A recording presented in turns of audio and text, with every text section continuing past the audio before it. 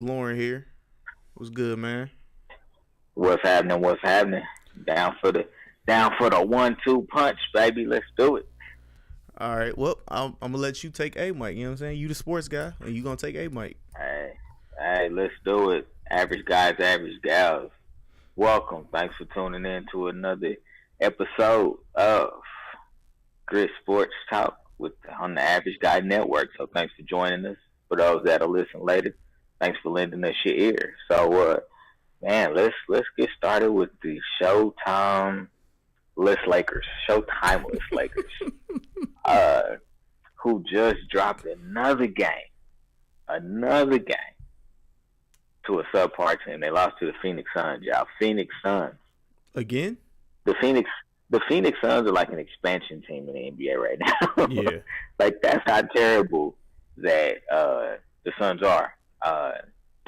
So I guess the biggest question is who's to blame for the Lakers having a really, really good chance of not making the playoffs. You Ooh. know, I hear a lot of. Well, I don't hear a lot, but I do hear some, ESPN folks and sports guys in general blaming LeBron and his lack of leadership. I hear other people blaming it on the front office, Jeannie Buss, uh, Rob Pelinka, Magic Johnson. Uh, I hear some people blaming it on Luke Walton and uh, basically saying he's not who we thought he was as a coach. Because if you remember, when Steve Kerr had to take a leave of absence, Luke Walton actually took over the head coaching job, which is essentially what got him this Lakers job. Because I Right. think they went, I want to say like 31 20, or something like that. it's like 29-1, 30 Mm-hmm. and one, something like that. While Kerr was out and he was running the show, uh, and so that's pretty much what got him his first head coaching job. Of all the teams, the LA Lakers. Now that LeBron is there, and I know you got your opinion about LeBron, and I'm gonna let you go ahead and give it to us here in a second. But now that LeBron is there, they're losing, and Luke Walton, it doesn't look like the hire that they thought he was. So I'll go ahead and let you chime in on who do you think is the reason that the Lakers aren't going to make the playoffs. I'm saying it, they are not going to make the playoffs, people. Get my Palm Pilot real quick. Number one, we have. You know what? I hate to do it, but I'm putting it on Magic. Magic Showtime Johnson. We gotta dispute it. You know what I'm saying? We can dispute it if you guys want. You know what I'm saying? But we gotta go down the list. We gotta go down the list, all right? So Magic Johnson, number one. You know what I'm saying? Do my little turn real quick. Number two, Jeannie Bust. Yes, sister, I'm going for you too. We can dispute it if you guys want to. Let me get my third page popping. In number three, the quote unquote king of the NBA right now, LeBron James. Yes, sir. Please come to the congregation. We have some words for you, sir. But yes, and also, all three of these people have to do with the now talks of firing the head coach. LeBron has been known for if the first year doesn't work out or the second year doesn't work out with a head coach, the head coach is gone. No first year or second year head coach is safe with LeBron, and that's what Luke Walton is. You know what I'm saying? So Luke Walton could be. I'm just saying it. He could be the scapegoat for LeBron. I'm just saying it. I'm just gonna say it. He could be the scapegoat for LeBron. So I mean, LeBron deserves most of this. I will give Jeannie Buss some of this as well. And then I'm also giving Magic just a little bit of this. You know what I'm saying? Because LeBron went there all for business. He was not going there to play basketball. This is for other stuff. This is for the 2 Chainz album. You know what I'm saying? This is for all his movies that he's got coming out. This is for his TV show, his podcast. You know what I'm saying? So, hey, that's all I'm saying, man. So, yeah, you go. Let me close my book real quick. You know what I'm saying? There you go. There you go, Lauren. It's your mic again. Yeah. Dr. Gilmore, man, it's a pleasure to have you on the podcast tonight. We're talking about your favorite basketball team, the Showtimeless LA Lakers, and the question is, who is to blame for the Lakers likely not making the playoffs this year? And I'm going to pose a different question to you after you answer. To everybody, Magic, Jeannie Buss, Luke Walton, LeBron James. It's a total effort. I put more of the onus on LeBron James because of how divisive his actions are, how divisive he can be, especially after that game in Phoenix. You know, they lost to the team with the worst record in the league. And then, you know, to sit there and walk off Milwaukee the night before, you know, walk off the court before the buzzer even sounds and leave his teammates in that manner. And then, you know, speaking about how, you know, Giannis Antetokounmpo has a strong supporting cast, which, you know, he's basically throwing his guys under the bus. You know, it just goes to show you the same level of leadership or lack of leadership that LeBron James has displayed, you know, and throughout his, you know, at different points throughout his career. And, you know, that's what's fractured the team. He's killed the morale. His guys aren't going to rally for him anymore. I think that statement he made after Milwaukee was the final nail in the coffin. And, you know, doesn't do nothing. You know, Lakers fans, you know, they sick of LeBron, but, you know, it don't really, you know, we've seen winning. Want to get back to the playoffs, but we're used to winning. But we knew what to expect. We knew what to brace ourselves for with LeBron coming to LA, because we weren't, you know, hypnotized by, you know, what he's done in Cleveland, and, you know, it was the Eastern Conference. I still can't understand what that was in Toronto last year, how Toronto let them get by like that last year, but, you know, I let them slide. But, you know, other than that, you know, 3 straight, you know, go to 8 straight finals in the East, and then, you know, you come to the West and you're not even making the playoffs. You can't say you don't have the talent. They've gotten you tried to get you everything that they could. It's just the playing style. It's the playing style that he does, you know, trying to he said he would try to, you know, switch up and try a different play style, but he's reverted back to the same old ways of playing. And that's simply what it is. You got bad you don't have automatic 3-point shooters. Now they upgraded in that. They you know, they got something good as far as Reggie Bullock, but, you know, they lost some toughness. They lost a huge key piece when they got rid of Zubac. And just trying to sit Ingram and trying to sit Kuzma out on the corner like that, Kyle Kuzma, you know, guys like that. That's not gonna work. You know, LeBron requires a team full of 3-point shooters to be successful, and that's just not that's not the Lakers' identity. So they're not playing to their strengths, and it's showing. And guys, the morale of the team's thrown completely out. So let me ask you this question. So you're saying, basically what you seem to be saying is that LeBron James is the reason that the Lakers organization was willing to give up their entire team. Is that what I'm hearing? Yeah, he's a huge reason why. A large reason why. Okay. So I'll pose Luke Walton, but it comes again, just like it was Lou in Cleveland, because the coach always has to put his foot down, and if you don't put your foot down, no matter how, Luke Walton, Tyronn Lue was able to get away with it because of that fluke win. Because of that fluke win in 2016 or 16 when they beat the Cavaliers. So he's able to get away with it because of the illusion of that championship. But LeBron is a great player. Don't get me wrong. LeBron is a outstanding talent. So that's why they're able to reach that heights, but those heights, but it caps off, you know what I'm saying, after a while. And he's not able to adjust when it plateaus. You know what I'm saying? And so it comes that comes into the coach's hands. He's supposed to have control of that shit because the coach is the true leader of that squad. He's supposed to be able to reel those guys in, you know what I'm saying, at the end of the day. And Luke Walton's not getting it done.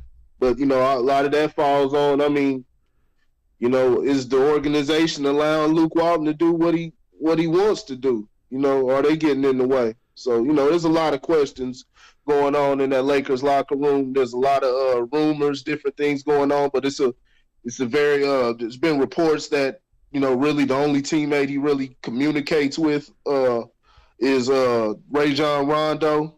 Ironic. Yeah, what'd you say? I said ironic. Yeah. So, it's a bunch of foolishness, man. LeBron's digressing too. He's 34 years old, and he's showing it.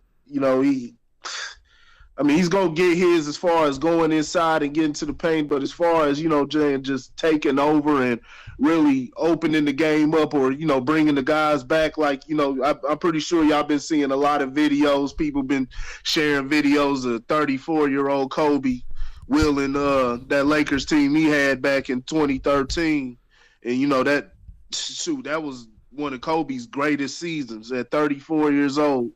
And so LeBron's just never possessed those type of talents that Kobe Bryant's had. That as far as being able to open up the floor, no, he never has. He can't open up the defense. All you got to do is back up and try to defend the paint and make sure that the shooters around him don't hit the shot.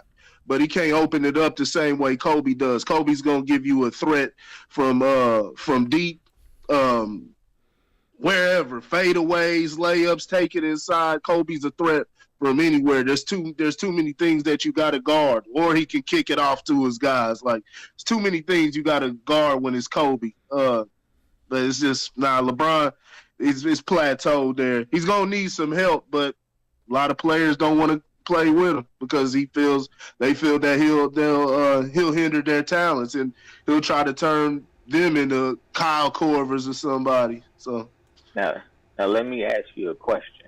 Yeah. So and Randy, you feel free to chime in on this too. Whose career has he stymied? Whose career has he stymied? Kevin Love.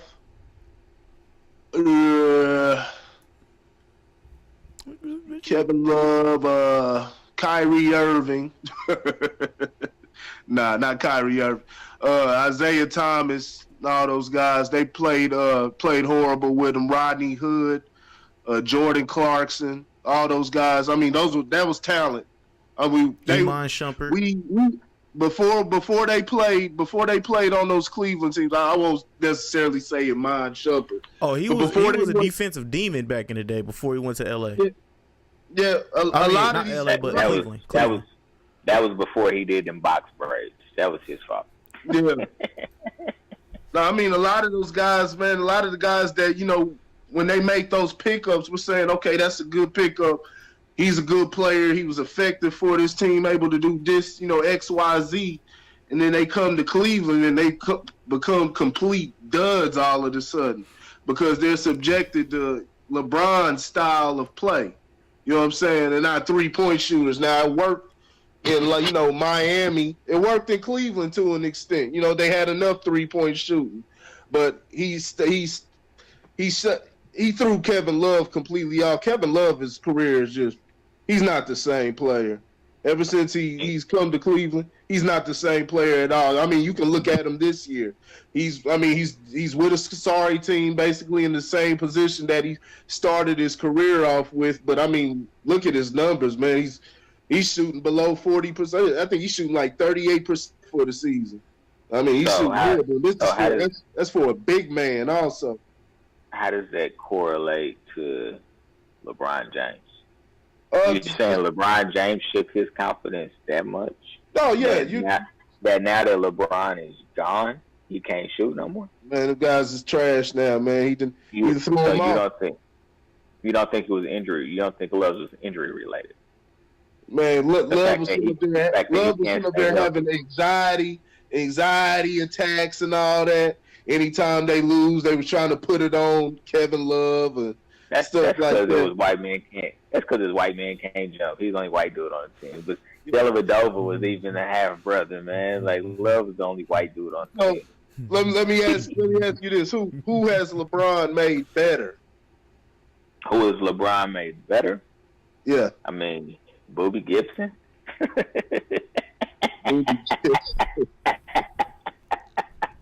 I thought I was terrible. I had to throw somebody out there. I think that the era of basketball that we're watching today, I believe that there's few players that are willing to make the sacrifices to be what I would call real leaders. I would be interested to see. I'm very, very interested to see what happens with Kevin Durant if he so chooses to leave Golden State to start his own team, whether it's with the Knicks or maybe the Clippers. Who knows? Where he may end up next year. But I'm very he's obviously a player I'm interested in. I think Kyrie has proven that he cannot be the best player on a championship team. He's just another piece. Anthony Davis. I mean, the list goes on and on and on. Obviously, with Golden State pre-Kevin Durant, Steph Curry was that guy, but, he still had other players around him that demanded attention, if anything else. You know what I'm saying? Demanded attention. I think, and I don't think that super teams is something that was created recently. Not to that much of a level. I mean, really, he had guys that could, they commanded attention like a lot of championship teams do, but he wasn't, it wasn't a bunch of stars as people who could just absolutely just kill you offensively. You had Curry and Klay Thompson, but outside of that, I mean, Draymond Green. He's not he can get his buckets, but he's not no offensive juggernaut. Andre Iguodala was never that, in his career. He could get you buckets, he could score, but defense was all his specialty. They had a lot of help on the defensive side of the ball, and then they had players that played their position, and they did what they did their part when the time was needed. Harrison Barnes, David West, all those guys. They played their part, but Curry, I mean, shoot, he put on an offensive clinic, man. So you think that's the closest to a '90s team that we've seen in this era? Oh, the closest to a '90s team? No, it'd be the or early 2000s.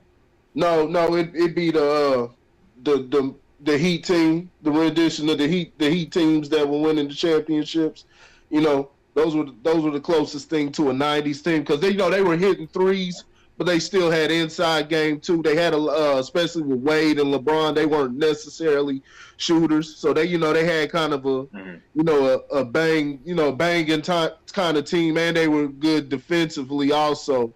Where things started to change was that second time they played San Antonio and Popovich, started introducing more swinging the ball and hitting those, for that open three and killing them with that 3-pointer.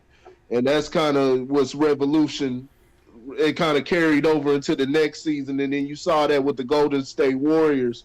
And that's revolutionized basketball as it is today. But I think, the last real 90s team, successful 90s team was the Miami 90s, 2000s, that whole era was the Miami Heat, playing at that pace. Yeah. I got you. Randy, you got anything you want to add to this discussion about why LeBron James is not the guy that we think he is? Well, there's only one person we can kind of compare his mentality to right about now. Okay. He's a great coach. I wanted to see if you guys can name him. 2 tries. Name this coach. He plays for the team that LeBron's playing on right now. He was an ex-player. And he did win championships. And he also coached great players. Can you name this coach? Brian Shaw? Nope. Robin Nope. said he was an ex-player. He was played on the team LeBron's on now, and he coached great players. Yep. Magic Johnson? Nope. I give up. Yeah. The triangle, baby. Philly Jack? Yep. Philly Jack? You said who? Phil Jackson? Yeah. Yeah. I guess so. I see what you're saying now. Yeah. Okay. I got you. Yes, I got sir. What I don't know if Phil Jackson what about Phil Jackson again? So Phil He's Jackson, comparing LeBron James to Phil Jackson. his He needs Phil Jackson. no. His mentality. You know what I'm saying? The not being able to grow, from out of the triangle into a whole new system. Like LeBron will show you that he can go into a new system, but then you'll see the reversion and going back to his original system. You know what I'm saying? So he's referring to the fact that Phil Jackson never got out of the ability to run the triangle. gotcha. Yeah, right there. I mean, shoot, he didn't need to. He amassed 11 championships while he was in it. So it was successful. Yeah. I see what you're saying. For 2 different teams.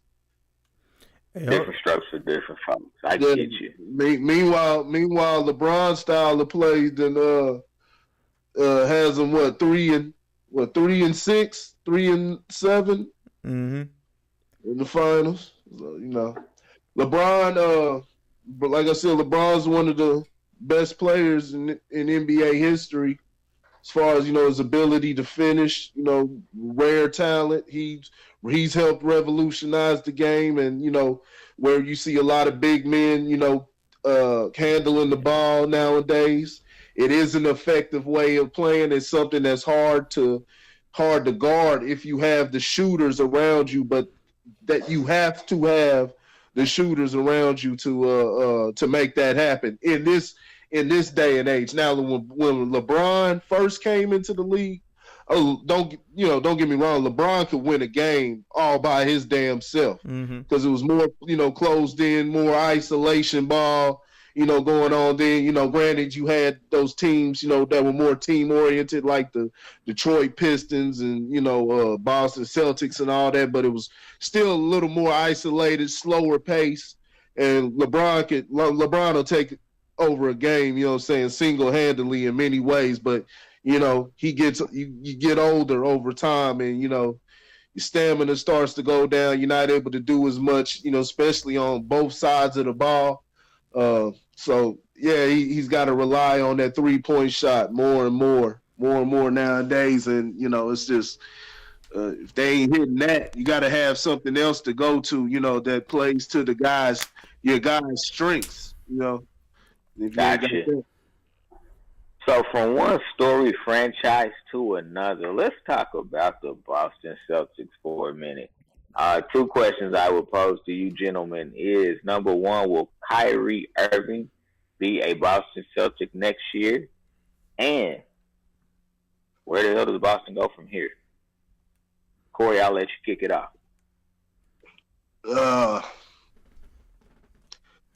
If the Boston Celtics were smart, they go ahead and keep Kyrie Irving. They have to cut down though on you got to know who's going to do what. You got to know who's going to do what. You know what I'm saying? If you look at a lot of the guys' stats, nobody's really dropped off like that. The Celtics are averaging, you throw Kyrie in the mix. I mean, the Celtics are averaging probably about almost, 8 points more than what they averaged last year. That's due to the change of pace in the NBA, more possessions, especially with the 14-second rule now. So that's the reason why. And even with that, a lot of the guys that field goal percentages remain the same also. So, it hasn't been a drop off. I think it's just, it's just a lack of chemistry.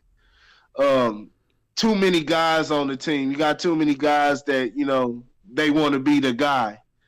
And they just don't have that real identity. Like, let's give it to this guy and let him carry us, all the way down. Everybody's going to try their hand. And on top of that, they're much weaker on defense this season. That's their main problem. They've played very weak on defense this season. They're not the same as they were last year, and that's the main thing that's killing them. Other than that, I really can't think of anything else. Anything else, it would be just lack of chemistry. Too many guys. When you got so many guys on the team, just up and down. So many guys who can and have been in that moment to where they were the guy taking the last shot. We've seen times where Jaylen Brown was taking it home, taking it home at the end. Jason Tatum, you saw what he did last year in the playoffs. We know what Gordon Hayward can do when he's, all the way healthy. He's played his role, his stats, they lower, he's only averaging about 10 points, but you're going to have that when you have so many guys on the squad. So it's going to bring his numbers, and it's brought his numbers all the way down. But he's able to get his. He's still shooting at an efficient pace. Terry Rozier, he's still doing his thing. He's doing the same thing he did last year. It's just I think it's just the problem is defensively. They're not doing the same things, They're giving up easy baskets. I've been seeing a lot of easy penetration to the rim that I wasn't seeing last year. So that's one of the main things that's killing them. And then just, not having not knowing what they want to do at the end of the games. You've been seeing, they've been bumping heads all season with Kyrie and the other guys and all that. Because Tatum feels he can lead the team. You've heard a lot of it with Kyrie and Jason Tatum, and you saw what Jason Tatum did last year. Almost got him to the NBA Finals, along with the other, with the rest of the guys. He definitely had a supporting cast, but there's only one ball to go around. That's the only thing I could really, I really think it could be. And a lot of the guys were seeing the dip before, and it was being noted, but I thought they were being kind of premature because the Celtics, I think I posted it, that they had won about, I think, like 10 out of their last 13 games when they started speaking on that, but they must have seen something that was wrong with the Celtics, because just ever since that point, they just been falling, and they're not matching up well with the better teams in the league. Defense is the main problem, though. The defense is the main problem. Dr. Anderson? Well, if I do say so myself, I'm going to say that I said that if they don't trade away Kyrie Irving, there was going to be a problem, which they didn't trade away Kyrie Irving for other pieces. And so now we see what that is. You know what I'm saying? Kyrie Irving is being literally LeBron right now with Jason Tatum. You know what I'm saying? And him coming out in public and saying that stuff about him LeBron James apologizing to LeBron James and telling LeBron James he knows where he's coming from. Plus the public dispute where he's talking about he doesn't know if he'll be a Boston Celtics he doesn't know if he'll be in a Boston uniform next year, and a bunch of other stuff. All that's like it's he's becoming a cancer to the team. You know what I'm saying? And you're supposed to be the superstar. You want all the lights on you and everything else, but can you handle it? And what was the second question again? I can't hear you. Where does Boston go from here? In Boston, well, I said their head coach was damn near the Godfather. But some people say he's being exposed. I'm gonna say if he doesn't make a move and trade away Jason Tatum and Jaylen Brown, Kyrie most likely won't stay in Boston anyway. You know what I'm saying? He'll probably stay. If they get Anthony Davis for a year and then he's out. You know what I'm saying? So Boston they're not going to be anywhere. They're going to be they're good. They're pretty much good for right now. So they got draft picks. They still got Hayward. So they'll probably have Anthony Davis and Hayward. I mean, only place to go is up, I guess. To being optimistic, I guess. Yeah, okay, I got you. I'm gonna say that Kyrie is not a Boston Celtic next year. I think that he'll go to somewhere like well, I mean, really only one place I think he would go if he didn't stay with Boston, and I think that's the New York Knicks. Yeah. And that's the only other team I can see him going to. But maybe there's another suitor out there that's a dark horse I'm not thinking about. But I think the interesting thing about Kyrie Irving is I put him in like a George Gervin category, Carmelo Anthony category, where there are these great offensive talents that can do a lot of things offensively on the court, but they're not true leaders of teams. And so I think Kyrie kind of goes into that same box for me, at least from everything I've seen. You know, when he got drafted by Cleveland before LeBron came, of course, he was a lot younger of a player then, but Cleveland was still pretty bad with him as the best player on the team.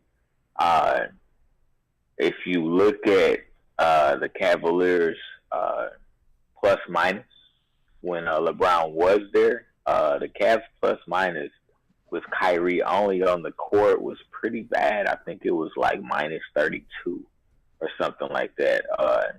And so it seemed like the offense fell apart when LeBron and Kyrie were both in Cleveland, but LeBron would take a rest. If you remember, I believe it was the 2018 NBA Finals, there wasn't a game, not one game, that Cleveland wasn't up in the fourth quarter. And then when LeBron took his break, the whole league dissipated that quick. So that by the time LeBron came back in the game, they were fighting an uphill battle at that point. When you look at Boston last year, when Kyrie had the knee injury last year, Boston was a more efficient, higher scoring offensive team when he was not on the court. They were also a better defensive team when Kyrie was not playing. So I think it says a lot more about Kyrie than it says about Boston. So it'll be interesting to see, but I think New York may be the place that he'll try to venture to next season. As far as Boston, they still have a wealth of options. Whether it's draft picks, they've got a starting 5 plus another 3 or 4 that could probably start on any other team. So I do agree with you wholeheartedly, Corey, that they have too many weapons on the team. They don't have enough role players or players willing to make the right sacrifice in order for the team to be successful at the highest level. We'll see what happens in the playoffs. The playoffs are always a different animal. So we'll see what happens in the playoffs. We'll see if, clutch Kyrie comes to play, or if it's just more of the same. And if it's more of the same and anything short of an NBA Finals for Boston, I think it would be a disappointing season, all things considered. So if they don't make it to the NBA Finals, I could see the team dismantling, not only losing one star, but possibly 2. Again, they've got drafted, so we'll see what executive Danny Ainge will do with this draft picks. Will he use them? Will he sell them and use them for free agent bargaining chips to try to get a top tier another top tier free agent to come to Boston. We'll see. We shall see what happens. So we'll move on to the last question. One more thing, real quick. Last week, this stat came out with about the Boston Celtics, Kyrie Irving. With Kyrie Irving, the last 6 games, 0-6 was the record. Points per game was 106.7. Opponents OPP PPR was 118.8. Points per game was negative 12. And the average was 24.2. 6 games without Kyrie was 6-0, 114 points, 0.2 points per game, 101.2 plus 13, 28.8. So that's some numbers for y'all. Wait, what? Wait, you said last year? No, I said last week. Oh, last week. Okay, Yeah. I thought you said last year. No, okay. yeah, last week. Last week. Last week they were 6-0. Oh, No. say it one more time. Okay, the last 6 games with Kyrie. He's saying that. Yeah, you get it. He's saying the last 6 games with Kyrie on the court, they were 0-6. Oh, okay. Yeah, you know what I'm saying? Basically giving up more points than they're scoring. Right. 6 games without Kyrie is the reverse trend, basically. In the last 6 games without Kyrie, they were 6-0, 114 points per game. They only allow 101.2. It was plus 13, and then 28 points. Okay, yeah, that's it. I'll be honest with you. Though. After I saw that James Harden trip to the moon the other day, he truly went ahead and traveled to the moon. It's kind of hard to defend that. Yeah. But that says a lot, though. That says a lot about could be Kyrie. It might be time for him to get on out of there because a lot of times numbers don't lie. They made it all the way one game within the NBA Finals without him last year. Went on a huge run. Now they were it was tough because they were at the top of the league. They were at the top of the league last year. The last half of the season, they weren't necessarily balling without Kyrie. They just kept the pace going and they stayed. They kept that first seed going, but they weren't. They didn't elevate until they didn't elevate without Kyrie. And then you saw the playoff rounds. They went the distance with Milwaukee. They handled Philly, and then they, eventually went down to 7 to Cleveland. So, they played well, but so that's why it's kind of hard to gauge because last year they didn't necessarily get better. Without Kyrie. They were at the top of the league. They were blowing teams out the water when he was there until his injury.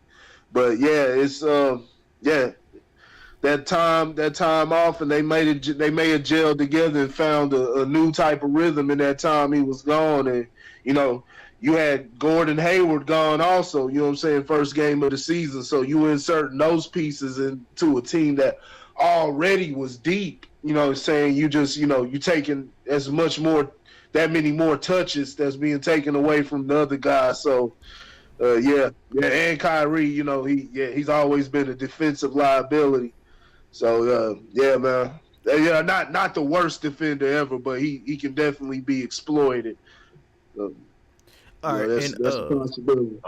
One more thing I want you guys to think about before we leave off this topic. Boston Celtics bench was very good. After this year, they won't be that good. Scary Terry, he's gonna be gone most likely. They're not gonna re-sign him. Markieff Morris, I don't know if there's a little bit of friction still, and a couple of the other pieces. Just think about it, and then we can talk about it later. But yeah, just keep that in the back of your head. That bench probably won't be no more, and that's a good bench.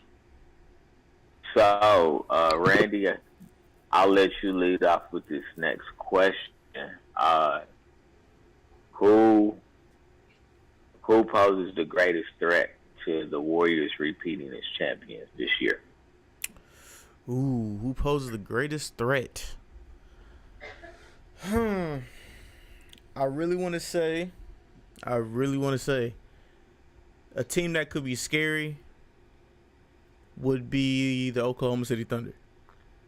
With Paul George and Russell Westbrook clicking on the same level, I don't think they could do it I don't think they can do it 7 games, but that is a team that I would look out for.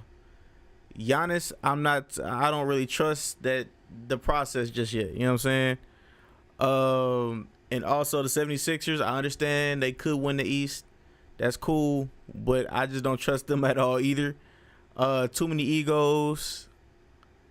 But the team that I could say that possibly could give them a run, I'm going to say the Raptors. I'm going to say Toronto. Toronto has kind of showed me something, and I'm interested. I'm like, okay.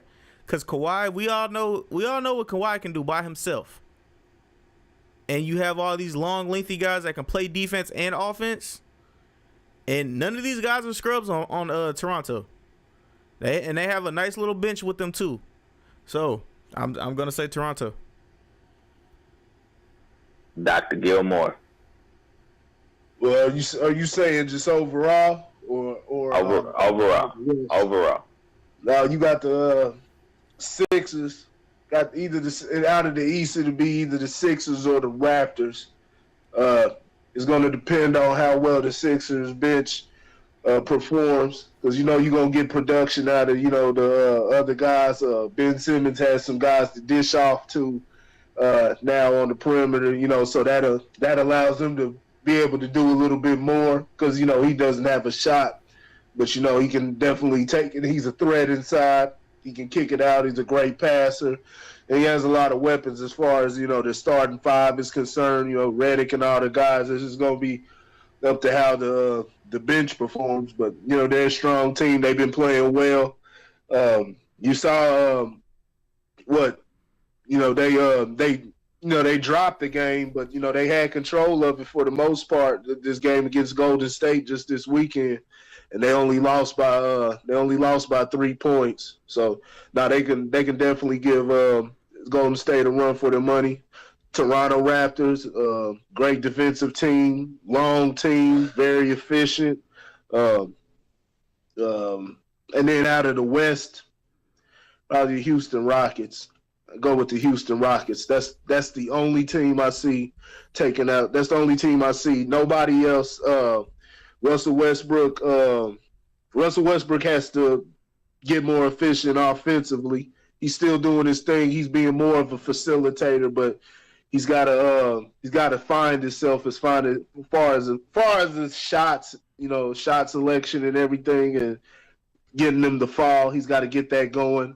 And Paul George has to show me that he can remain consistent. At all times. He's a great player, but he tends to fall off at the wrong time. You saw that little stretch where he's been struggling. He was struggling lately. And that's what Paul George tends to do at times. But, they're a good team, but I can't see them taking out the Golden State Warriors in 7 games. Neither the Denver Nuggets, great defensive team. Have a lot of talent, but being able to match up with the Warriors, they need that.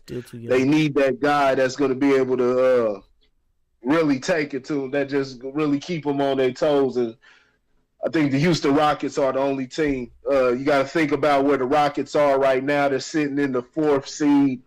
I think roughly, I don't know their record, about 36-22 or something like that. But you got to think about where they started. They were actually 1-7 at the beginning of the season when they had Carmelo Anthony and everything.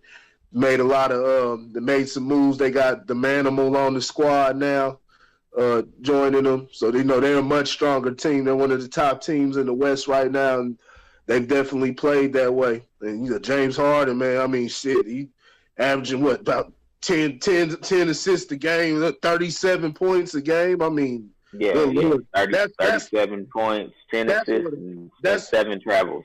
That's yeah. I get that, but they've been getting. They need to call that shit. Yeah, that's just ridiculous, man. I see that, and he's done that a few times. But even past the 3-point shots, even when he's not doing that, he's killing them. He's taking it to the lane. I mean, James Harden's killing them in every way imaginable. And this is how a scorer is supposed to be scoring in today's league. I mean, shit, if Kobe and Mike were here today, they'd be averaging 30. They'd probably be averaging 40 points. You know what I'm saying?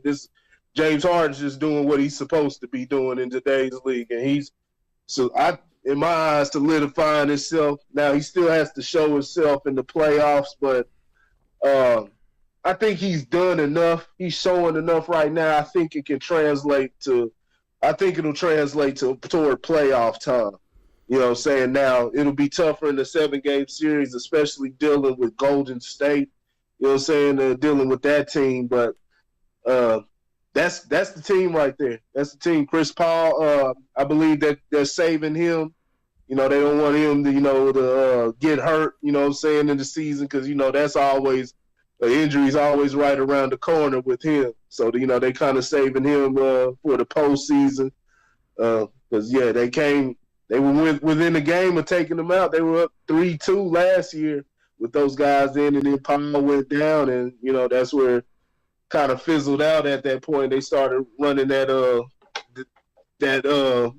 one-track-minded offense in there, holding the ball and trying to throw up shots, and Harden went cold that last game. But, Houston Rockets are the only team I see taking out the Golden State Warriors. The only team I see. Yeah, I think I'm going to go with the Phoenix Suns. Shout out to Devin Booker. I actually agree that I believe that Houston has the best chance of any team to dethrone Golden State. A lot of it, I think, will hinge on Chris Paul's health down the stretch going to the playoffs. I think that Kenneth Faried was a big pickup for them because one of the things I feel like it allows them to do is move PJ Tucker to the 3, which is his more natural position. Yeah. He's not a 4, he's a 3. And so I think, Kenneth Faried, that addition will definitely benefit them. And their bench isn't bad. I mean, they've got some, pieces that can score. They've got some pieces that can play defense.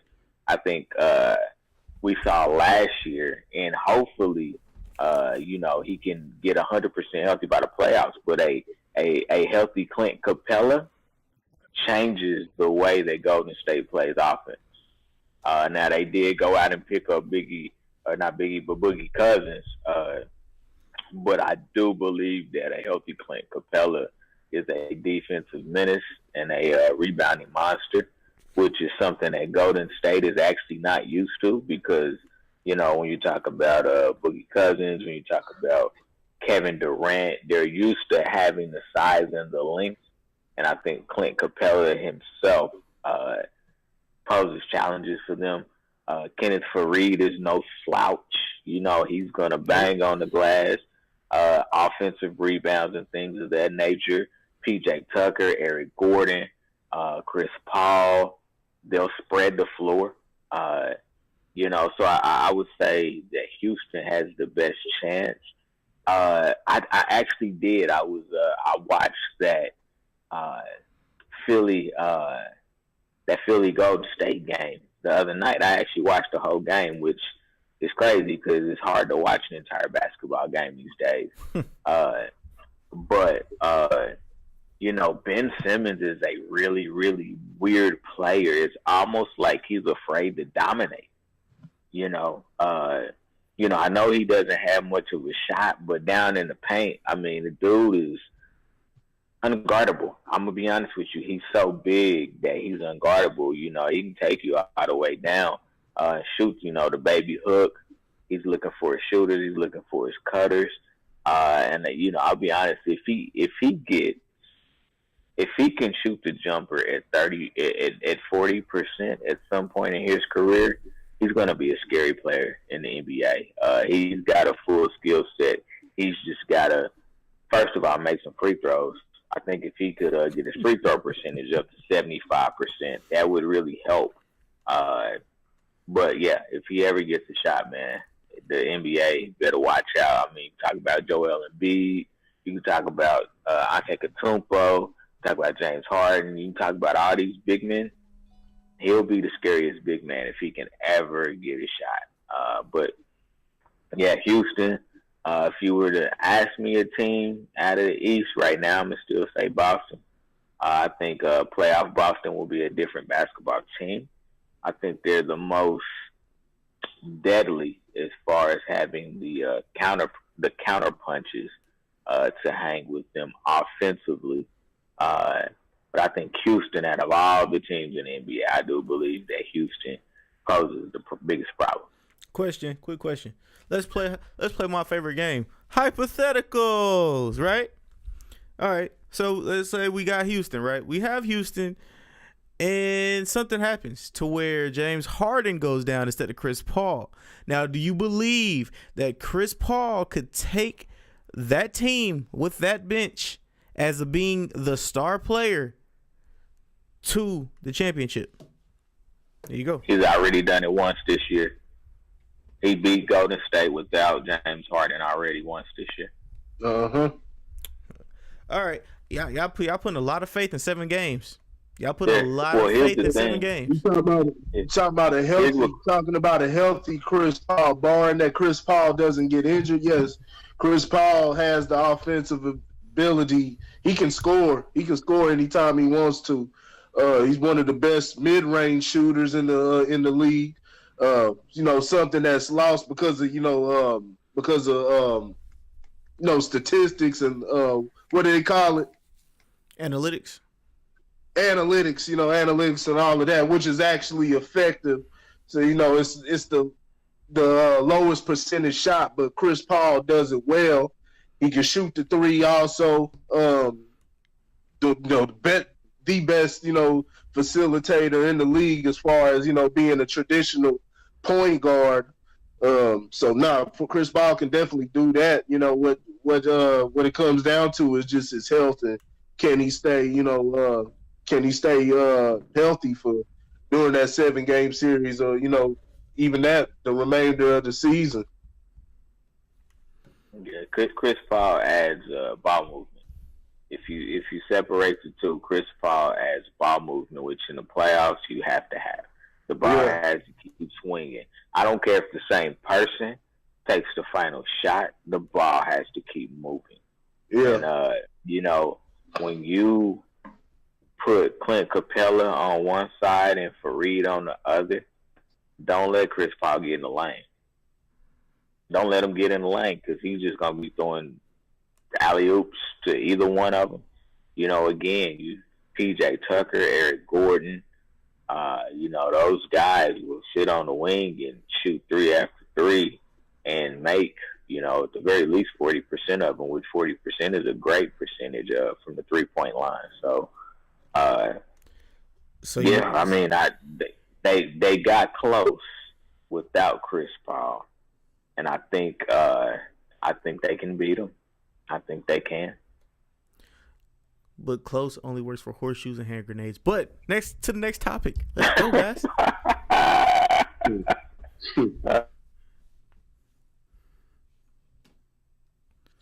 Uh-oh. Okay, there you go. Let's talk about Antonio Brown. I don't know if either of you had the chance to listen to his last interview, where he again publicly displayed that blonde mustache. But he had a lot of choice things to say, and it didn't stop at Ben Roethlisberger. He had things to say about Mike Tomlin. He had things to say about the Rooney family. He also had things to say about the general manager. And I think the biggest takeaway that I took away from the interview is that he just feels disrespected for whatever reason. I know that the GM had made a comment about 52 kids and Ben Roethlisberger that rubbed them a certain way. He's alluded to situations in the past, that he kind of dealt with, for the betterment of winning, so to say, that he just basically said he just couldn't take it no more. Is essentially what he said. I couldn't take it no more. I couldn't continue to be disrespected, and it's supposed to be a team sport, but you're putting one guy at the top of the food chain, which unfortunately is part of course in the NFL. Unfortunately, so what do you guys think? What do you guys think really happens, and what team will pick up Antonio Brown? Well, I can tell you what I heard. A little birdie tweeted Antonio Brown and Le'Veon Bell could end up as teammates on, guess what team? Guess what team? The Las Vegas Raiders. Gerd, eye patcher. Yeah. So, I mean, that's possible. That's possible. And I said it could happen. So, yeah. Go ahead, Corey. I know that's your team. That'd be a good pickup. That'll get Gruden in the and they actually staying in Oakland one more season, which is good for the people of Oakland because you can't leave them with that disgrace of a season that they had last year. So give them one more year. This is something that could be redemption if they can make some pickups like that. It can heal some of the wounds. You're not gonna heal all of it because especially it's hard to find a defensive player on the level like Khalil Mack. That's something once in the blue moon that you get, and to let something like that go, that's just crazy. You always want to have that on the defensive side of the ball, but nonetheless, if they can land something like that, that'd be great. As far as where Antonio Brown goes and all that, everything is just left up to speculation. The Steelers have dropped the ball completely on this season. I mean, they started off kind of slow, caught fire, and then just spiraled out of control at the end. Constant drama throughout the season, whether from the quarterback, running back, wide receiver, whatever. Guys talking in the locker room. It's just all type of different stuff. This I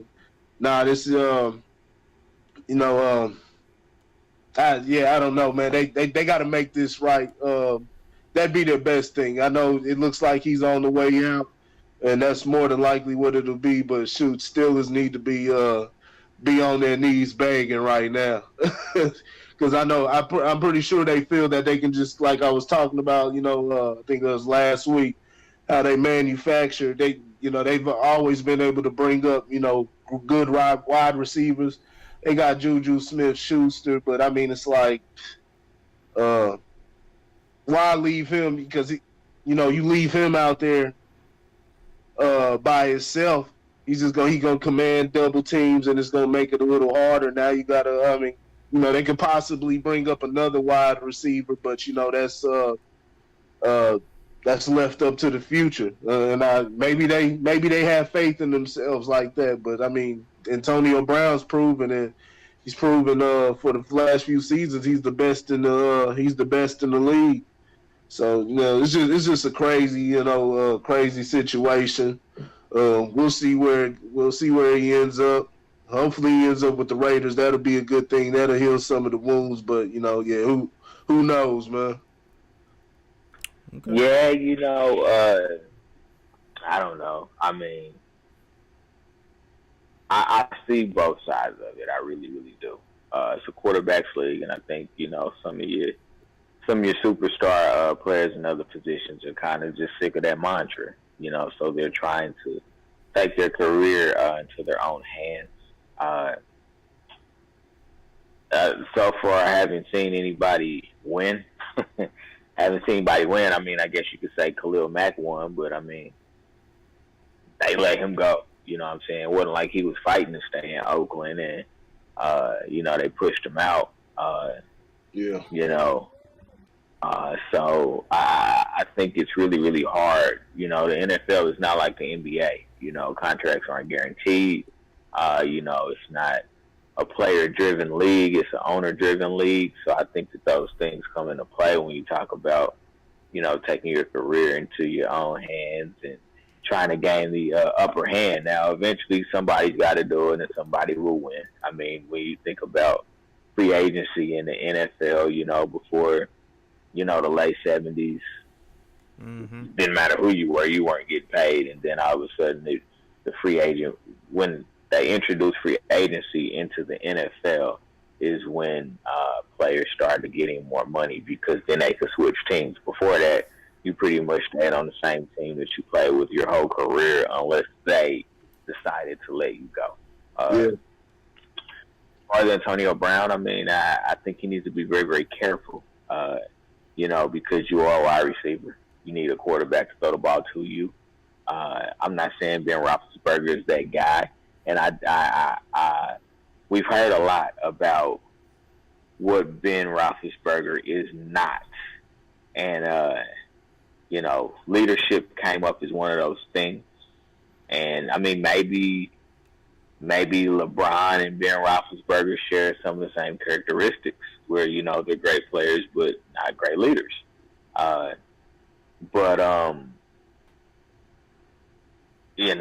The top three teams are Oakland, Washington, and Tennessee, which Derek Carr, I mean, there's still a lot of upside there. Marcus Mariota can't stay healthy, and then Washington has Colt McCoy. So he doesn't, out of those three, I mean, I wouldn't say he should be super excited about any of those three teams. I know Tampa Bay was another option, but, we don't know if Crab Legs will be able to get him the football enough to keep him happy, is what I'll say, because that's going to be what it comes down to. Does he want to play with another talented wide receiver? Does he want to be the number one guy? Because in Tampa Bay, I mean, you got Mike Evans. Yeah, that'd be terrible. He may not be the top guy. That'd be a terrible move for him. Yeah, trying to. I mean, Jameis Winston, he's an average quarterback at best. That'd be a terrible move. What'd you say? I said crab legs. Crab legs. Yeah, he's an average QB at best, man. That'll be stepped down. I don't have no doubt that Antonio Brown will be able to produce. He'll produce wherever he goes. But as far as being successful and having the production that he was able to sustain in Pittsburgh, it's not going to be that. Not with Jameis Winston. Well, it could be, but somebody's going to take a dip. It'll be either him or Mike Evans on their actual production and their numbers. Yeah. Yeah. So I don't know. I mean, I had high hopes that maybe they could figure this out. You know what I'm saying? Because I think that regardless of what you want to say about Roethlisberger or Antonio Brown individually, they play great together. And so. You would hope that the marriage could have been fixed, but it's obviously over. I think Antonio Brown needs to humble himself just a little bit. And for all of your talent, again, understand that somebody's got to throw the ball to you. Somebody's got to get you the ball, And so, I know Larry Fitzgerald had made some comments, which, Fitzy is pretty quiet for the most part, but he was like, Antonio Brown is my guy. It's one of my good friends in the NFL, but I think he's going about this the wrong way. And I couldn't agree with him more. I'm not saying that he doesn't have the right to want out. He doesn't have the right to want to request to be, traded or, released or whatever the case may be. But I don't know that he's doing himself any favors by just throwing the entire organization under the bus when I mean, the organization is the king in the NFL. It's not the players, it's the organization, it's the ownership. So I don't know if he's doing himself any favors by, being loud and obnoxious like this. So I mean, we'll see what happens. Obviously we have the draft coming up next month. And we'll see, who picks up who and who's still looking for a wide receiver and things of that nature. But in this particular case, I think that Antonio Brown is wrong. I truly do. But we'll segue into the next topic, and I'll change this question from what I was asking you guys initially. And so we're gonna take the top 5 teams that are drafting in the NFL, which is Arizona. Let's see, we got the New York Giants. That'll be an interesting draft right there.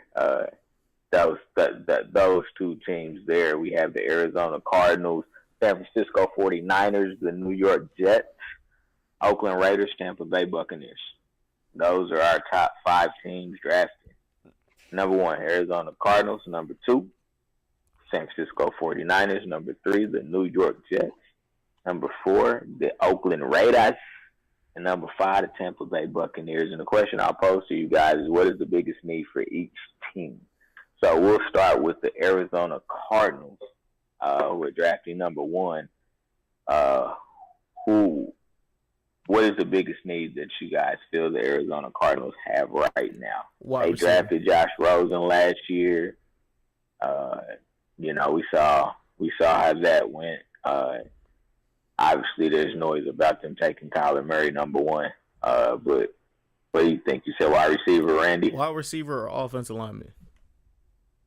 Okay. Because you have David Johnson and you already have a good young quarterback. So one of those 2. Okay. Corey? Yeah, I gotta look more into it. I'm not even sure. Gotta see what Josh Rosen does panning out. Outside of that, I really don't know what Arizona has on their squad. I don't even know. I can't name 5 players off of their squad, man. Yeah. No, I think I can. Can I name 5? Let's see. You got David Johnson. You got Josh Rosen. Yeah, Larry Fitzgerald. Larry's coming back. Yeah, thought Patrick Peterson's still there. Mm-hmm. Yeah, Pat Peterson is still there, and then let's go with Larry Fitzgerald. Yeah, you got Fitzgerald. Fitzgerald is still there, and then it's Chandler Jones. That's where Chandler Jones went, I believe. Yeah, Chandler Jones. Yeah, from New England. Yeah, that's my 5, and that was hard. I think they have a lot of needs. I would say if I were them, I'd be looking at offensive line. You need an offensive lineman to protect Josh Rosen's blind side. I think that'll be important in his development next year.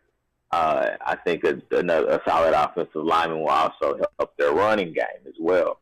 Because I mean, unless something really happened with David Johnson, I mean, God, he had a hell of a rookie season. Yeah. So it's hard for me to believe that he would just fall all the way off like that. I think that the offensive line has taken such a hit that they just couldn't open any holes for him next year. But they have a myriad of needs. If it was me and I had the number 1 pick, I'd trade it. That's what I would do. I would trade down, and I would try to get more picks. Maybe, you can trade out of the number 1 pick and maybe get 2 first-round picks, and then you take an offensive lineman, and then you take somebody on the defense, because the defense is pretty porous as well. So I think you take 1 of each, or maybe you get a later first-round pick and 2 high second-round picks, which I mean, second-round picks actually have more value in the NFL than first-round picks do. So depends on how you pick your poison, but I'd be trading down. Let's move over to the San Francisco 49ers, who have some sneaky talent on the team, but obviously they definitely underachieved this year. Jimmy Garoppolo, we'll see how he comes back from injury. Defensively, they were sound, but not great. They don't really have any, what I would say would be skilled players. I think their running game is serviceable. Mm-hmm. I think their running game is serviceable, running back by committee.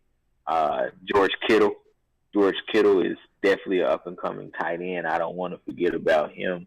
So I would say wide receiver, for me, would probably be where their biggest need is, offensively, defensively. Like I said, I don't know if they have any major holes. They just don't necessarily have any splash players. But they are solid on defense. They just don't have any splash players. I think everything kind of hinges on Jimmy G coming back, being healthy, and playing at a high level and being able to stay healthy, which would be interesting because the year he started in New England, he separated his shoulder.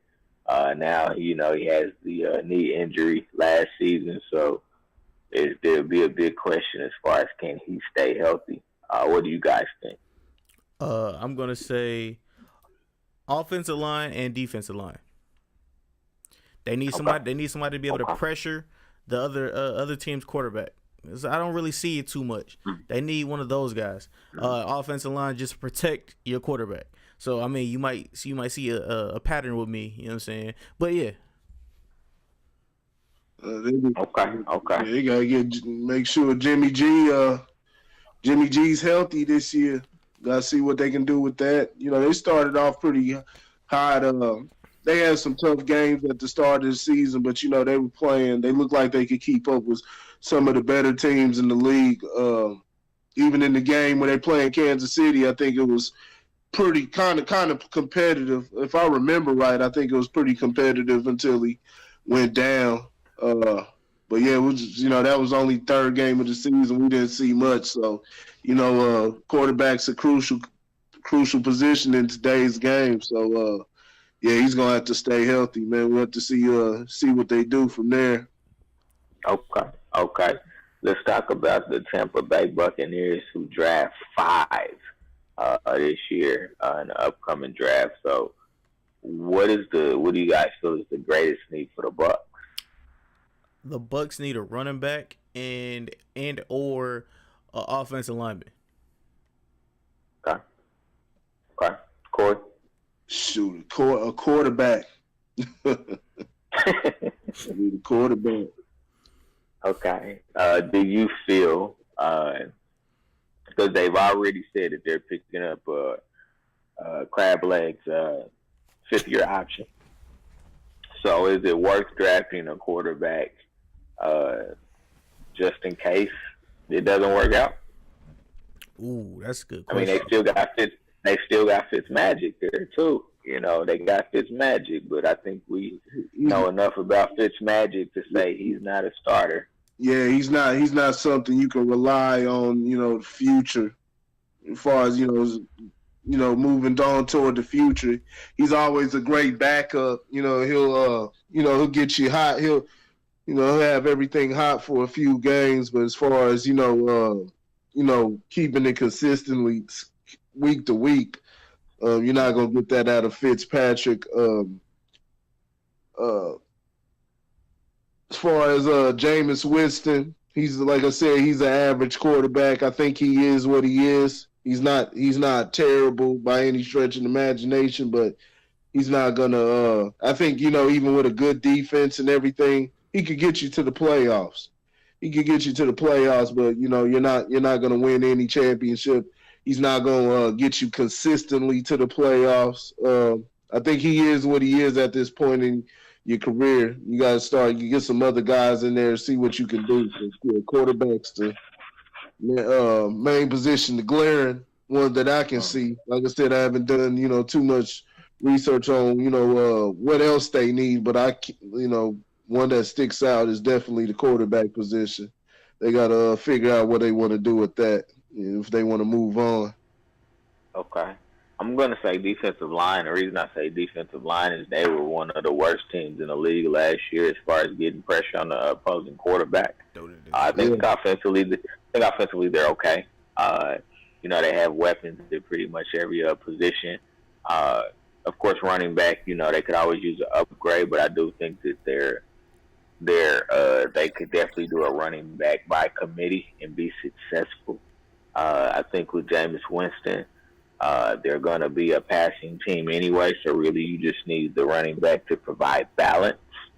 But, I would go defense in the first round, defensive line, probably more so defensive tackle than defensive end. I think Gerald McCoy is coming towards the end of his career, so they could use a replacement for him. It's a very, very deep defensive line draft class this year.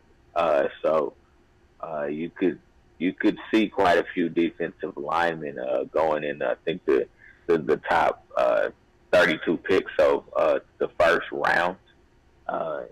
Very, very deep. Very, very deep. And teams are starting to value not only defensive linemen in general, but the ability to rotate them in and out and keep fresh bodies. I mean, when you go back to the last couple of years and you look at like the Philadelphia Eagles, they could put a whole new front four. They're swapping front fours for front fours. You have a lot of teams that are starting to build their defensive lines that way.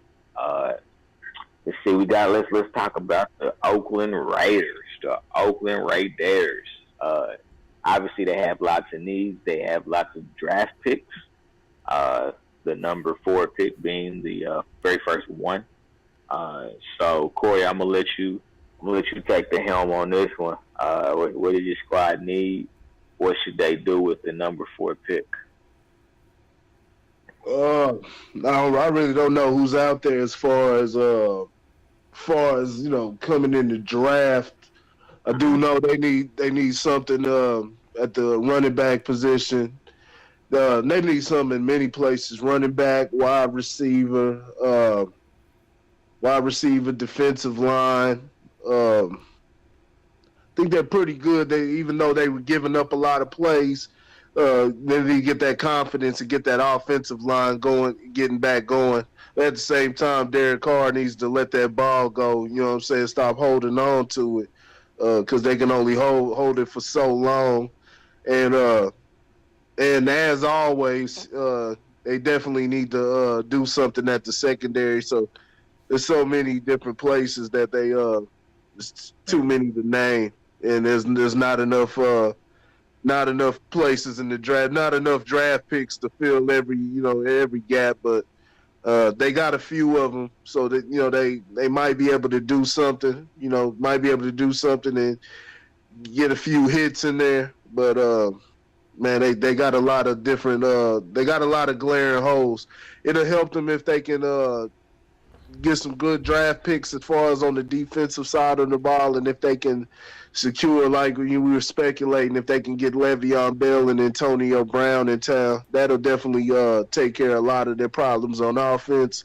It'll be on Derek Carr. I think Derek Carr is capable. He just needs to get confident again.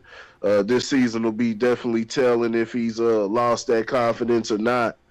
But yeah, on the defensive side of the ball, they definitely got to make up for losing Khalil Mack. They got to get some guys that are able to get some pressure on the quarterback and secondary. They just need a whole entire defense.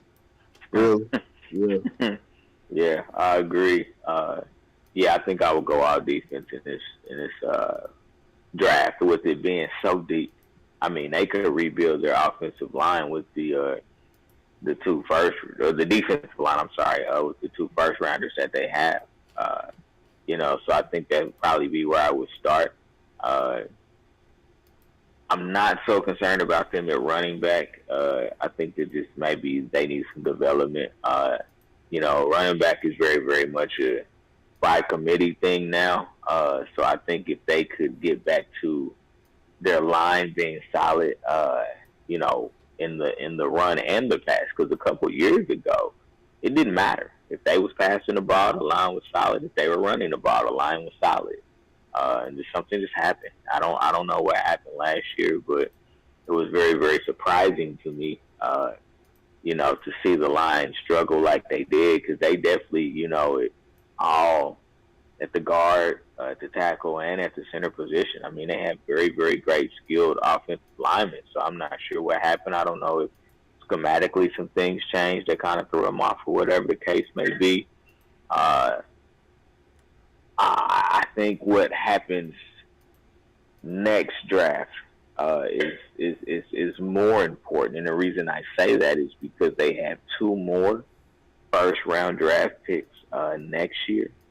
Yeah. And what I would be interested to see is if Derek Carr shows that he is not the quarterback for the future of the Raiders, do they package both of those first-round draft picks to try to get a Justin Herbert or one of these kids coming out next year that have lots of potential? So that would be an interesting thing for me to see if Derek Carr does. And I have no reason to think that Derek Carr can't be a really, really good quarterback. But if it doesn't pan out, what will they do at that position with the draft picks that they have? But this year, I would go focus on my defenses, my defensive side of the football, especially my defensive line, to try to re-bolster that. Because you're not going to replace a Khalil Mack with one guy. You're going to have to replace him with 2 to 3. That's how good he is. Mm-hmm.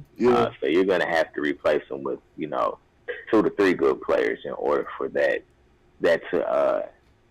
trade to be worth it, to have given up Khalil Mack and have gained all those draft picks. You got to do your homework and make sure you get the right players.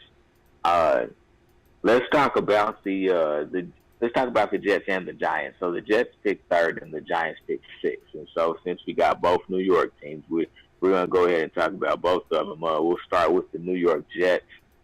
Sam Darnold had an up-and-down rookie year. Showed definitely some signs of promise, though. Defensively, they've always been good. Todd Bowles has always had them ready to play defensively. So what position would you guys look at for the Jets? Jets just probably need a running back or a wide receiver. Mainly because what's his name? Ryan, I think it's Ryan or something like that. Anderson, last name Anderson. Ryan Anderson. Yeah, Ryan Anderson. He's a really good receiver. Him and Sam. Brian Anderson's basketball. I know you're talking about the guy with the dreads. It's something. I think it's something L. No, it's his first name starts with an L. His last name is Anderson. Trust me. I had him on my fantasy team. His first name starts. I'm talking about his first name. His first name. His first name starts with an L. I know who you're talking about. It's not Ryan Anderson. That's basketball. Robbie or some shit like that. Robbie Anderson. There you go. Robbie Anderson. Robbie Anderson. That's his name. All right. Well, yeah. Yep. You got it. Yeah. Robbie. He's a really good receiver with Sam Darnold. Him and Sam Darnold have actually clicked his rookie year for Sam Darnold's rookie year or whatever. So yeah, another dynamic receiver would be good for that, and or running back. So yeah, those are my picks. Mr. Gilmore. Yeah. Don't they have a running game? Don't they have a running game right now? I mean, they have Bilal Powell. Bilal Powell, Chris Ivory. So yeah, you have some serviceable running backs. I don't think they're dynamic. Yeah. It's gonna come down. They got some players on that Jets team. I'm not sure. I think didn't they have a pretty good defense last year? I don't know exactly where their weaknesses are on defense and different places they need to fill up. May have to look at their offensive line, but they got a young quarterback. They got Sam Darnold up there. See if he's able to grow. But I don't know. Not sure where their actual weaknesses are. Yeah, I would say depends on how you want to look at it. You know, he could definitely use another offensive weapon in some capacity, whether that's, you getting a running back, or you getting another wide receiver. I know there's speculation out there that Le'Veon Bell might be an option for the Jets. So we'll kind of see what happens there. But you got to get Sam Darnold some more weapons. I think tight ends, they sit pretty well. Offensive line is pretty solid. Defensively, I think their most glaring position is cornerback. There are, 2 or 3 very, very good cornerbacks coming out. So if they decided to go that route, it wouldn't be a bad route to go.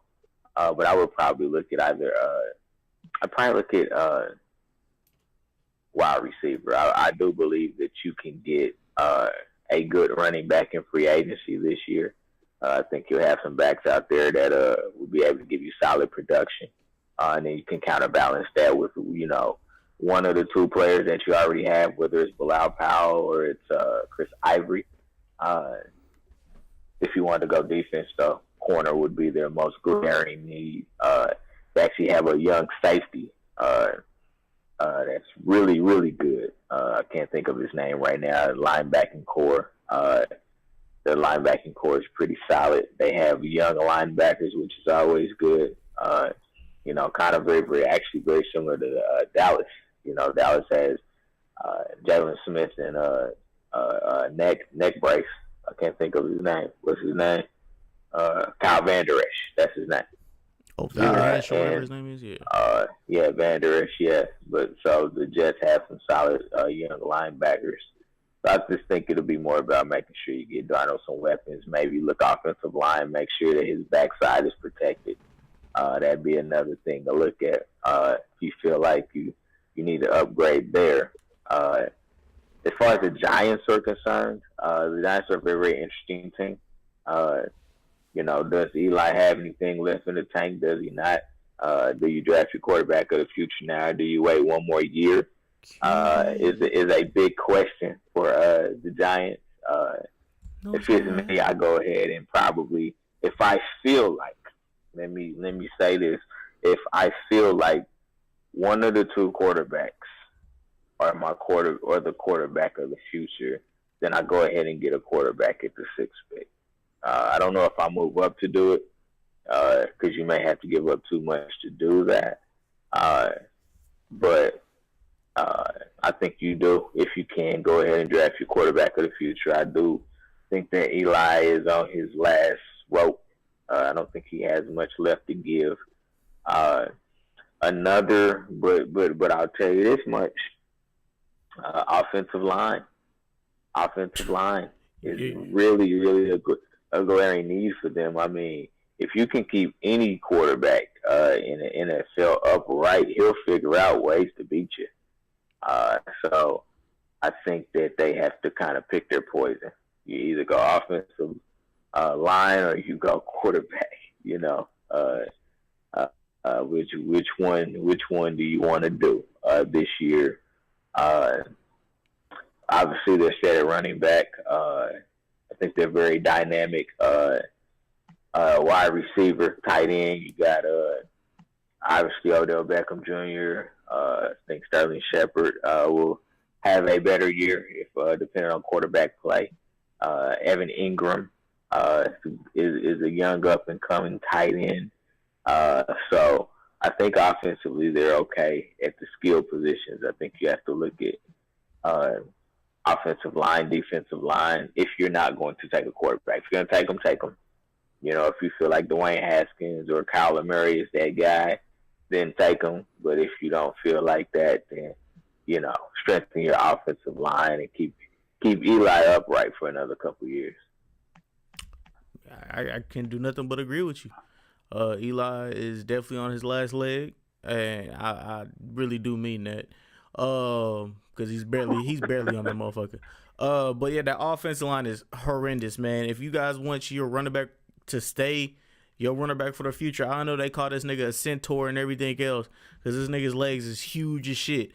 But if you want this man to stay up for years to come, that offensive line's got to be fixed immediately. immediately because he did good his first year. This next couple years, they got your ass. It's raps. It could be raps for you. But I'm just an average guy with a podcast, man. Corey, it's on you. What was I talking about? What was it again? New York Giants. Oh man, the Giants, man. Trying to get Eli out of there, man. Which they see they working on. You know, you got a couple good quarterbacks. You know, I've heard. You know, they talk about guy out of Haskins out of Ohio State. You got Kyler Murray. You know, he's an undersized quarterback. So you're taking a gamble with that one. But Eli has, Eli's hit his limit. It's about time for him to sit down. So quarterbacks, the main place. Offensive line, they definitely got to get that offensive line together. Find some guys for that. Defense, once again, I don't know exact holes. Sometimes they're able to play. Sometimes they're able to play some good defense and stay in the game, and then at other times they'll look horrible. I think the defense will play better once the offense starts playing better, though. Yeah, well, you still got nubs out there. Pierre Paul out there. You know, you got nubs out there. Damn. Yeah, that's true though. Yeah. Okay, well, last question of this segment. Average guys, average girls. Feel free to answer this question. Drop a comment, whatever you want to do. But the question is, should the overtime rules be changed? I know Andy Reid is on a committee that is working to see that both teams get an opportunity to possess the ball offensively in an overtime period. And I think this kind of stems from, them losing to the Patriots and them thinking if we could just get the ball back, we at least could have scored again, and then we kind of go to tit for tat back and forth. So do you guys feel like that the overtime rules need to be adjusted? And you go back to what they used to be. But, everybody not going to agree. Everybody going to disagree. So, I believe they should go back to the way they used to be. I fucked with it back in the day. You know what I'm saying? That's what I would play it on Madden. So, but that's neither here nor there. So, yeah, I say, yeah, they need to be changed. Corey? What's up? One more time, what'd you say? Should the overtime rules be changed? Oh no, man, that's terrible. That's something for the just the casual fan. I feel that they've messed with it enough. The way they've tweaked it now is outstanding. If you kick a field goal, the way they had it before, to where you could kick a field goal and the game be over, that was bad. You know what I'm saying? And that was a great rule that they put in, to where the other team gets the ball. But other than that, and trying to give the other team another possession and all that stuff, that's a bunch of foolishness. That's something, these guys that sit on playing Madden and some shit like that, they want to see that shit. Or you got the matter of fact, I think it was Chiefs, Andy Reid and them, they were petitioning for that because of what happened last time. I mean, it's the coin toss. What you gonna do? Get rid of the coin toss? It's always been a part of football from the start of the game. You know what I'm saying? If you get to overtime, that's why you need to win in regulation, because once you get into overtime, it's a toss up. It's a toss up, and it can go either way. You know what I'm saying? No pun intended when I say toss up, but that's what it is, man. Yeah. So yeah, if you got to play defense, and that's where the Chiefs failed. They didn't have defense. Now they're trying to blame it on the rules. No, you had the 31st ranked defense as far as yards given up last year. It had the 31st ranked defense, 24th in points allowed. You had one of the worst defenses in the league. Couldn't stop a cold. We had the worst. We had the worst defense in the league. It wasn't 31st. It was like 91st. Well, some of it. they had the worst. It wasn't matching up with the offense. It was one of the worst defenses. Some of the numbers are inflated because the other team does get more possessions with Kansas City and the way that they were scored, the way that they scored last season. So the other team gets more possessions and it allows them to put more, more chances to put points on the board or, running balls, getting more yards, especially in those in crunch time or not crunch time, but when it's a blowout or something and the team's just racking up little extra yards and things like that. But at the same time, even in the close games, Kansas City was giving up a lot of big plays. So they weren't the worst, but they were one of the worst defenses in the league last year, and it turned around and bit them in the ass when they needed it most. And that's the only thing they had to blame for that, not being able to stop it, hold them to a field goal. That's why they put that new rule in for. But you just keep letting them. You just gonna let them come down and just keep throwing all over you guys like that, and doing whatever. I mean, you deserve to lose. Got a defense wins champ. You got to have it on both sides. Offensive nowadays, but defense has always won championships. Yeah, I agree. I think that the overtime rules, as stated now, are fine. I think it does give both teams an opportunity to score points. It's the NFL. Big boy against big boy. If you're on defense, shut down the offense. It's that simple.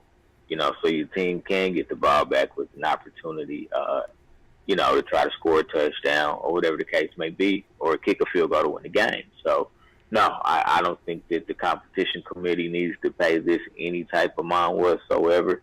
Leave it the way it is, and may the best man win. Maybe you'll think about deferring the coin toss next time.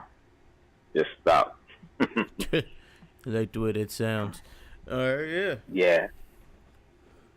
Well, ladies and gentlemen, that is it for this week's session of the Average Podcast. We got a bonus. We got a bonus. Yeah, man. Justin Houston. We like bonus. Justin Houston, the Kansas City Chiefs said if they cannot find a trade for Justin Houston, that he will be gone. They will release him. They will release him by the end of next year. And also, another bonus for you guys. I just want to let y'all know, I said this a long time ago, that the Los Angeles Lakers are in contract negotiations with Carmelo Anthony. Take it when you will. They better not do that. That's the worst thing they ever do. Why not? Why not? You're not going to the playoffs anyway, so why not? LeBron come and play with his homeboy, and they, go out there and have fun. They have some. They can have something for a yearbook or some memories together. Part of his banana boat crew. But other than that, they're not going to the playoffs at all. Right now, they had probably a 1% chance of going to the playoffs. They get Carmelo. They had a negative 1% chance of going to the playoffs.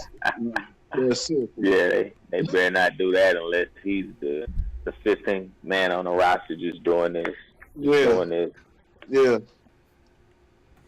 That's it. They don't need him for nothing else at all. So that would be a mistake. And that Justin Houston thing, I mean, look, they paid him too much money in the first place. They should have been smart and franchised him the year that he had that breakout year. I would have franchised him for that year and made him prove it twice, which, who knows? Maybe he doesn't get injured and he does have another great season, but I would have franchised him is what I would have done the year he had that breakout year. I think he had like 17 and a half sacks or something like that. It's interesting. I know that they talked about, possibly restructuring his deal to make it more team friendly, add some incentives on the back end.